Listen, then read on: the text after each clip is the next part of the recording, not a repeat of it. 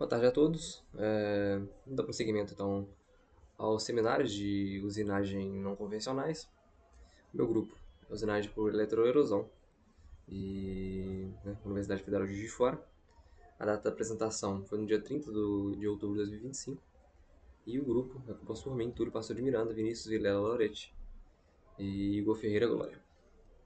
Bom, passando rapidamente pelo sumário, então primeiro a gente vai falar sobre uma breve introdução, depois a gente vai falar um pouco sobre os objetivos do nosso trabalho, uma contextualização histórica, o método de funcionamento desse tipo de usinagem, um comparativo, quando aplicar cada um desses casos, né, quando aplicar cada um desses métodos de funcionamento, as conclusões e, por fim, também as nossas referências.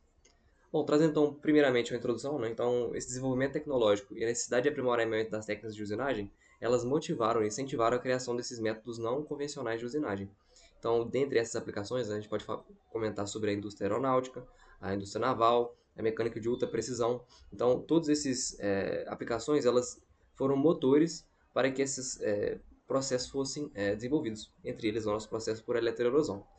Em especial, né, usinagem de ligas especiais e sua dificuldade, atrelada a essa extrema dureza e resistência mecânica, e essa afinidade química com o material da ferramenta para usinagens convencionais que utilizam ferramenta de corte. Então, tendo isso em mente, né, foram desenvolvidas essas técnicas. Então, primeiro, que é uma usinagem não convencional é aquela que não gera cavaco, ou pelo menos não gera um cavaco visível. Então, esse cavaco ele pode ser por método de ele pode ser por vapor, por exemplo, ou então um particulado tão fino que ele não é visível. Então, é assim que se enquadra, a gente consegue classificar esses métodos de usinagem como convencionais ou não. Então, eu trouxe as imagens para ilustrar o que eu comentei. Além disso, né, trazendo um pouco sobre a eletroerosão especificamente, é um processo eletrotérmico de usinagem, então ele vai utilizar um eletrodo e descargas elétricas, né, ele vai fazer pequenas descargas elétricas para que consiga retirar material por meio de fusão. Eu vou explicar um pouco melhor como funciona. Então, ele induz essas temperaturas, como eu comentei, que podem alcançar até 15 mil graus Celsius. Então, temperaturas muito altas. E por conta dessas temperaturas muito altas em regiões tão pequenas, pode acontecer de formar, então, uma zona termicamente afetada. Então, até coloquei entre parênteses ali um das nossas referências, que é o Yoshida, que ele fala um pouco sobre isso.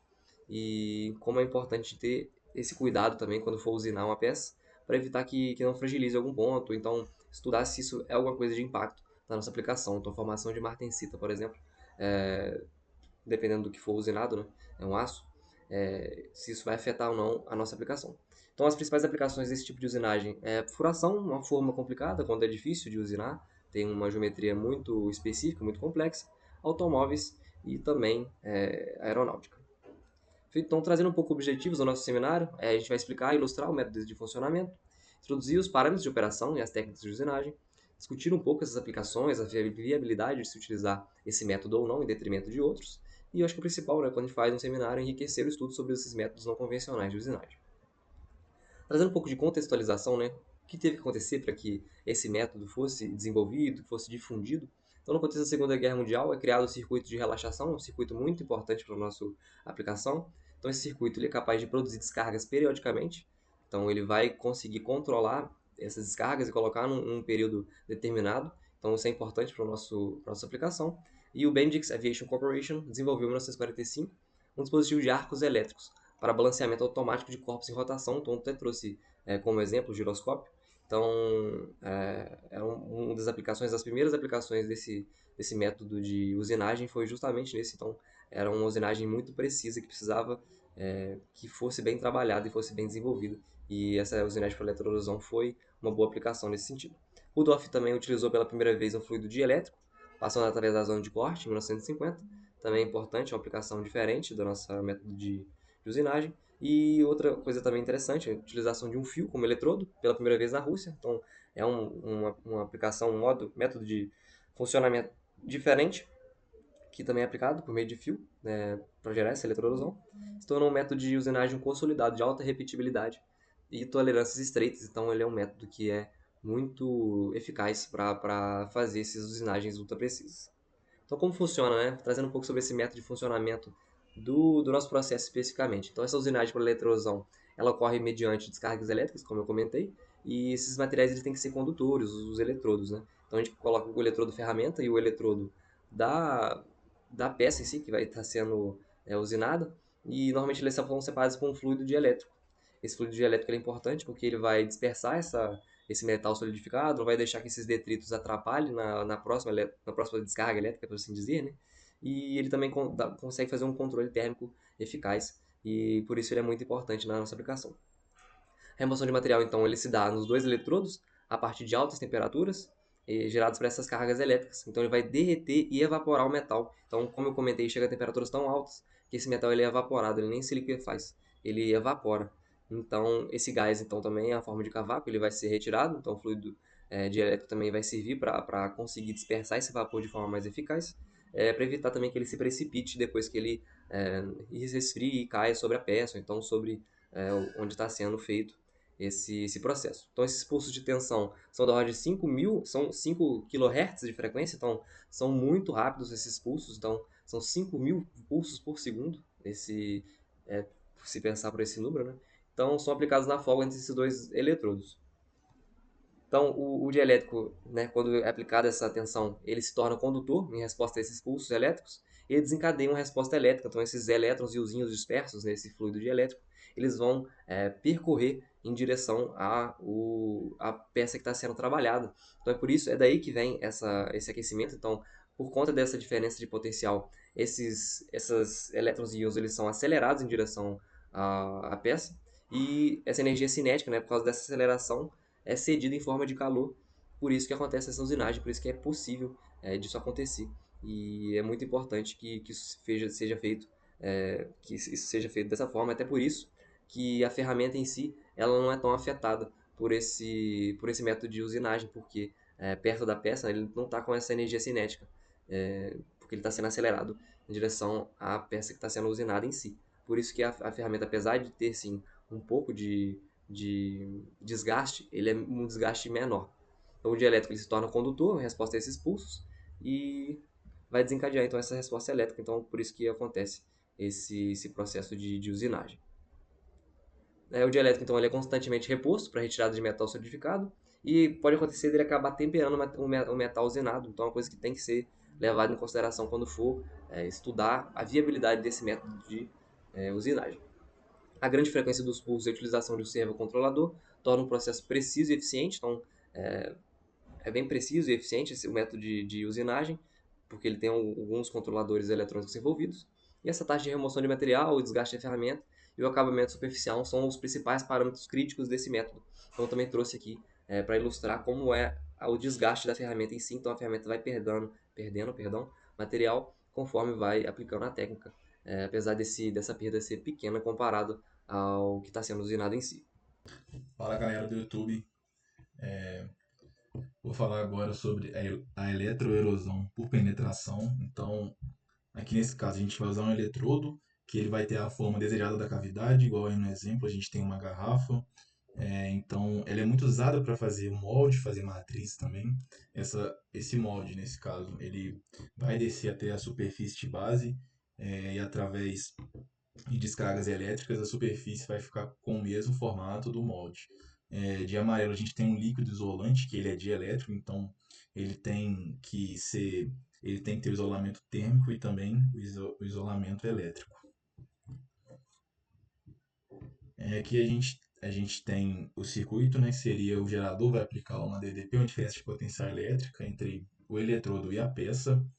A gente consegue ver aqui na figura, nós temos uma ponte de íons e com isso vai ter as descargas elétricas e quando a distância entre, entre o eletrodo e a peça ela é bem pequena, vai ocorrer a descarga elétrica que vai fundir e vaporizar a pequena porção do material dessa peça, com isso deixando a matriz do formato do eletrodo. Aqui o vídeo, como acontece, então o eletrodo chega perto, a gente tem aí a diferença de potencial através da ponte de íons, ele acaba fundindo a peça e ficando com um formato característico. Aí são feitas várias vezes até fazer isso na temperatura de aproximadamente até 50 mil graus Celsius. E ele tem um aproveitamento muito bom em relação à porcentagem de material. A gente consegue ver que 99,5% do material da matriz ele é mantido, enquanto o molde ele fica com 0,5. Aqui a gente tem a eletroerosão a fio, que ela vai utilizar um fio metálico fino e contínuo, né? Então ele vai ser recarregado por bobinas de alimentação, que vai servir como eletrodo. Então ele pode ser de latão, de cobre, molibdênio ou se não zinco revestido. Ele vai passar entre os carretéis, vai se mover continuamente durante o corte. É como se fosse basicamente um serrote, né? Só que sem encostar de fato na peça. Aqui a gente tem a representação do fio de eletrodo, a gente tem o fluxo do fluido dielétrico, que vai ser usado também. E as bobinas e o fio eles ficam fixos enquanto a peça se move durante a trajetória do corte. Então, entre o fio e a peça vai ter essa sequência de descargas elétricas de maneira controlada e as descargas elas vão fundir e vaporizar o material. Então, vai remover ele sem um contato físico. Aí está um vídeo de um exemplo de funcionamento. Então, nesse tipo de eletroerosão, a gente tem uma qualidade muito boa do corte, uma precisão. A gente consegue ver aí fazendo uma engrenagem, então um detalhamento muito fino. Aqui está o exemplo da peça feita anteriormente. Então, é semelhante a serrar o material com faísca, só que sem esforço mecânico nenhum, e permite cortes muito mais precisos e complexos, aí, na ordem de 2 microns. Fala pessoal, tudo bem? Meu nome é Igor Ferreira, eu vou dar continuidade aqui ao trabalho e agora a gente vai falar um pouco sobre os dois métodos e trazer alguns requisitos, algumas características aqui comparativas. Então a gente tem aqui para o tipo de operação em geometria. Então o fio, né, do lado esquerdo da tela e o lado esquerdo da tela, vocês conseguem ver? O fio e do lado direito a penetração. No fio é usado para cortar contornos 2D e 3D, perfis e peças inteiras, geralmente atravessando o material. E ele serve também para formas abertas, recortadas, peças delgadas, né? Ou seja, peças que são de dimensões extremamente pequenas, né? Dimensões ali que um corte, né, a fio, né? E geometrias complexas de contorno. Já a penetração é usado para criar cavidades tridimensionais, furos cegos e geometrias fechadas e reentrantes. Né? Então, a principal característica aí de geometria fechada, coisa que o fio não consegue fazer. E aí de material, para o fio a gente usa latão, cobre revestido, molibdênio e tungstênio. E para o sólido, mais comumente usado cobre eletrolítico, grafite, cobre tungstênio e prata tungstênio. Aí, para precisão dimensional, a gente tem que o fio ele apresenta uma precisão bem maior, aí, cerca de 20 vezes mais preciso do que a penetração, podendo chegar aí a 0,002 milímetros. Isso acontece porque o fio tem um diâmetro controlável e ele não sofre desgaste em dual de penetração, né, que acaba recebendo ali um desgaste da peça. Taxa de remoção de material. No fio é menor, porque ele é fino e o corte é mais controlado. E como eu disse agora há pouco, né, a peça penetrada ela sofre o desgaste da energia elétrica ali, né, que passa pela corrente elétrica que passa pelo eletrodo. Desgaste do eletrodo. Mínimo inexistente no fio e significativo na penetração. Custo do eletrodo. Aqui a gente tem um tópico muito importante para decidir também, né, qual método usar, não só questão da engenharia ali, mas da questão de orçamento, né? Então, para o fio, o custo é menor, porque você consegue comprar em grandes quantidades e ele é comercializável. Já o eletrodo por penetração precisa ser fabricado com a forma desejada, ou seja, é um molde ali, né, algo que personalizado para cada demanda da engenharia de usinagem. Aí, de vantagens, a gente tem fio, alta precisão e repetibilidade, baixo desgaste eletrodo, dispensa fabricação prévia do eletrodo, ideal para cortes complexos e estreitos. De desvantagem do fio, não produz cavidades cegas, menor taxa de remoção de material, espessura limitada pelo comprimento útil do fio. Vantagens: penetração, usina cavidades fechadas e formas tridimensionais, alta taxa de remoção no desbaste, boa precisão e acabamento controlável. E desvantagem, fabricação do eletrodo pode ser demorada e cara, desgaste do eletrodo afeta a precisão e processo mais lento para acabamento fino. Então, assim, resumindo, vantagens e desvantagens aqui. Fio sempre você vai usar para os cortes delgados, cortes abertos e para a indústria de alta produção, ou seja, vai produzir muitas peças, precisa desse tipo de usinagem de precisão.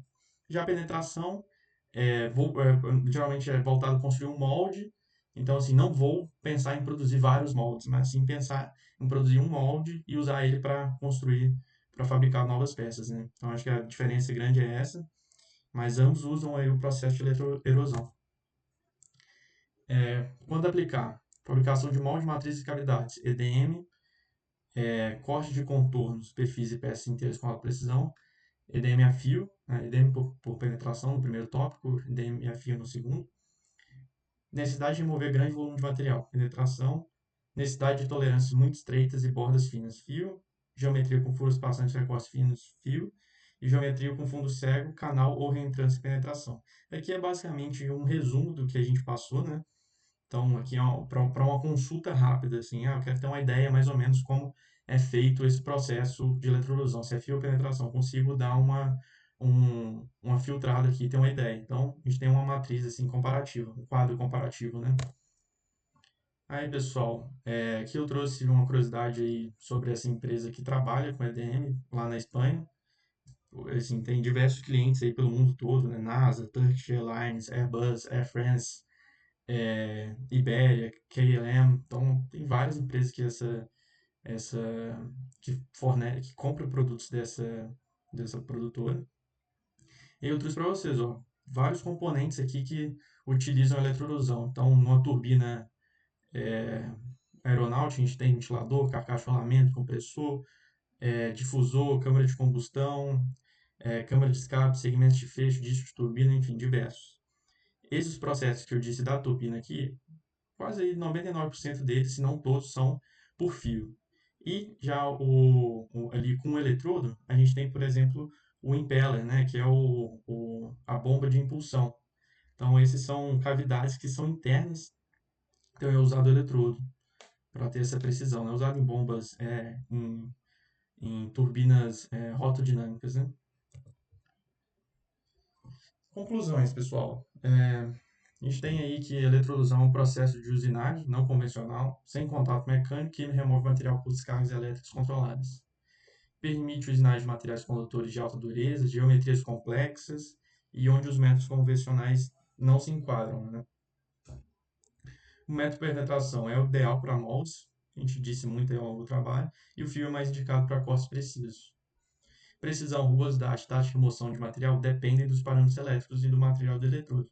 Então aqui a gente pode concluir que o processo pode variar muito de acordo com o seu projeto, né? Que vai depender do campo de aplicação.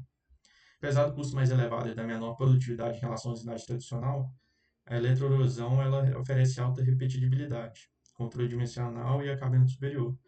A gente fala que sem eletroerosão, praticamente a indústria aeronáutica que a gente conhece hoje não existiria. Então essas peças elas dependem de uma confiabilidade muito, muito grande.